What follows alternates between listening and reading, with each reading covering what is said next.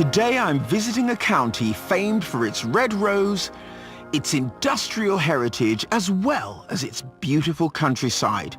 And let's not forget its hot pot. I bet you can guess where I am. I'm sampling a little Lancashire life. Today, the women who made a very special pilgrimage to the Holy Land. The secrets of Stonyhurst College and the Psalms as you've never heard them before. Plus beautiful music and hymns in the inspiring setting of Blackburn Cathedral.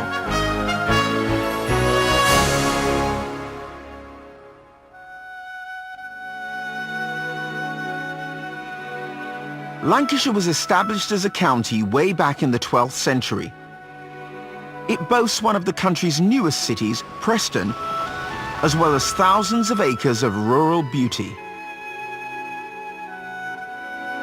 The Forest of Bowland is as big as New York City and is home to hen harriers, brown hares, and sika deer. The forest has been designated an area of outstanding natural beauty. And our first hymn today celebrates the gift of creation. It's sung for us by the congregation gathered at the Cathedral of Lancashire in Blackburn.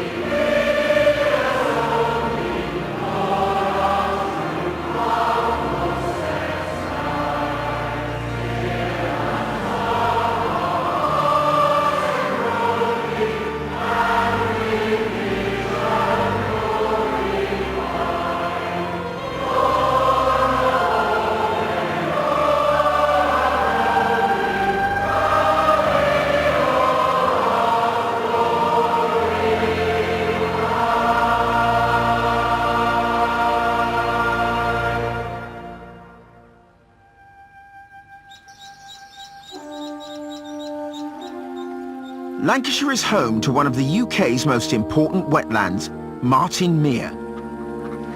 According to legend, it's the final resting place of King Arthur's sword, Excalibur.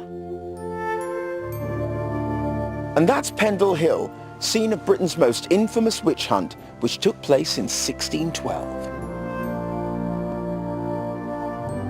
And this shop in Chipping claims to be the oldest continuously trading shop in the country. It's been here since the 1600s.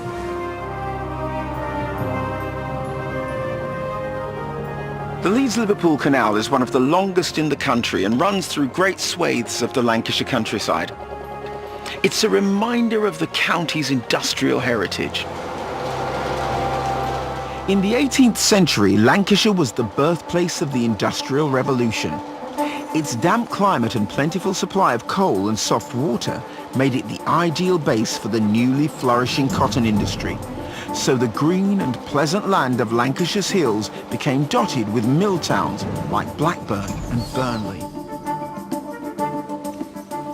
The words of the poet William Blake, "And did those feet in ancient time," evoke a vivid picture of that industrial revolution, although nobody knows for certain what he was referring to. Those words were put to music by the composer Sir Hubert Parry, and we know them, of course, simply as Jerusalem.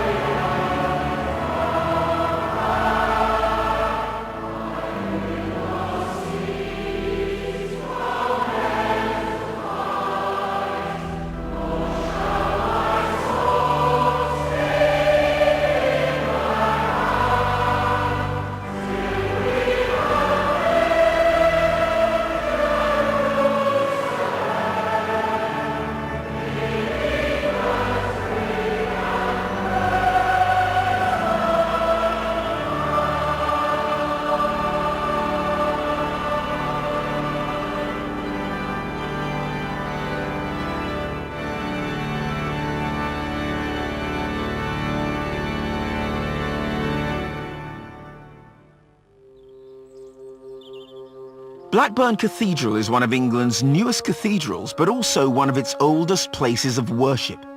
There's a reference to a church here in the Domesday Book, but some records suggest there was one several centuries before that. This building used to be called the Parish Church of St Mary the Virgin, but it became a cathedral in 1926. Work began in the 1930s to enlarge the cathedral to reflect its new status, and this culminated with the addition of the Lantern Tower, completed in 1967. And when it comes to choirs, Blackburn Cathedral doesn't do things by halves either. In fact, this year, one of their choristers, Louisa Sterland, won the prestigious Radio 2 Young Chorister of the Year competition. Louisa and her fellow choristers now sing Vaughan Williams' beautiful setting of the George Herbert poem, The Call.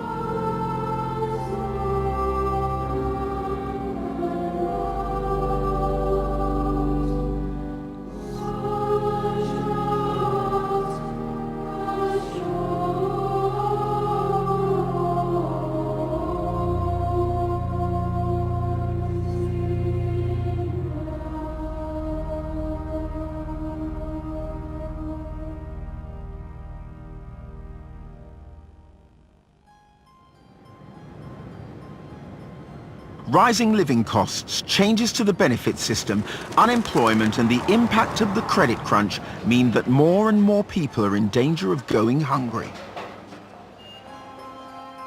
The Trussell Trust is a Christian charity that has set up over 300 food banks in the UK.